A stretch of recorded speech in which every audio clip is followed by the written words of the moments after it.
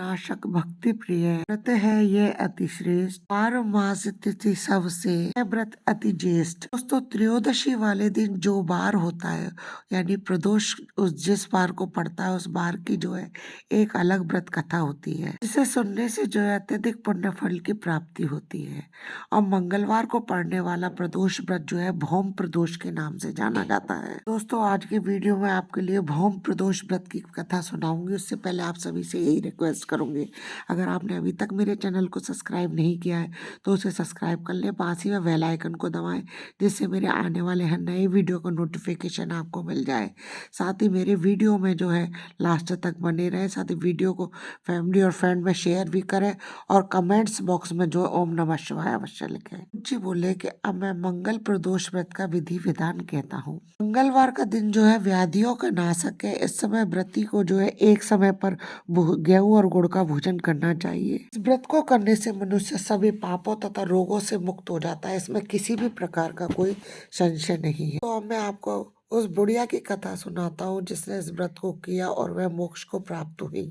अत्यंत प्राचीन नगरी में काल में एक बुढ़िया रहती थी, उसके एक पुत्र था। वृद्धा को हनुमान जी पे जो है बहुत श्रद्धा थी और उसके पुत्र का नाम जो है मंगलिया था। बुढ़िया माई को हनुमान जी में बहुत श्रद्धा थी और वह प्रत्येक मंगलवार का व्रत करती थी और सुबह स्नान आदि से निवृत्त होकर वही बड़े ही श्रद्धा भक्ति भाव के साथ हनुमान जी की पूजा करती और उनको भोग लगाती।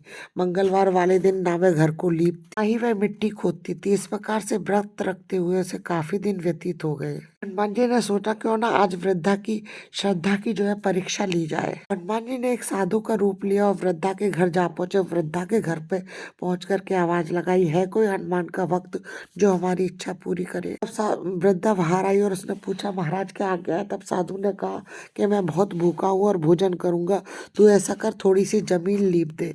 अब वृद्ध माँ तो जो है असमंजस में पड़ गई। तब वृद्ध बुढ़िया ने साधु वेशधारी हनुमान जी से कहा कि महाराज आप लीपने और मिट्टी खोदने के अलावा कोई भी काम मेरे को बताएं, मैं वह काम अवश्य करूंगी। साधु ने उससे 3 बार वचन लेकर के उससे कहा कि तू अपने बेटे को बुलाओ, मैं उसको औदा लिटा करके उसकी पीठ पर जो है भोजन बनाऊंगा। वृद्धा ने सुधना के साधु जो है उसके बेटे की पीठ पर आग जला करके भोजन बनाएगा। तो वृद्धा की तो पैरों तले जमीन निकल चुकी थी, पर उसने वचन भर दिया था। अब वृद्ध माँ ने जो है अपने बेटे मंगलिया को बुला करके साधु के हवाले कर दिया। साधु ऐसे ही थोड़ी ना मानने वाले थे, उन्होंने उस वृद्ध माँ के हाथों उसके बेटे को उल्टा लेटवा करके उसकी पीठ पर जो है आग जलवाई। दुखी मन से वृद्धा जो है आग जला करके अपने घर के अंदर चली गई। अब साधु ने जो है भोजन बना लिया और बुढ़िया माँ से कहा कि वह मंगलिया को बुलाए और वह भी भोजन ग्रहण करे। अब बूढ़ी माँ जो है आंखों में आंसू भरकर कहने लगी, क्यों मेरे बेटे का नाम लेकर के आप मेरी आत्मा को दुखा रहे हैं। साधु महाराज जो है नहीं माने।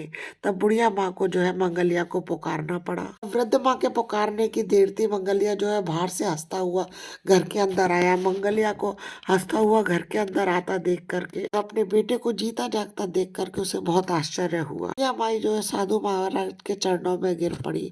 साधु महाराज ने जो है बुढ़िया माई को बुढ़िया माई को अपने असली रूप में दर्शन दिए। हनुमान जी को अपने आंगन में देख करके बुढ़िया माई ने सोचा कि उसका जीवन तो जो है सफल हो गया। बोले ऋषियों इस तरीके से उस वृद्ध माँ को जो है अपने इस प्रदोष व्रत के फल मिला।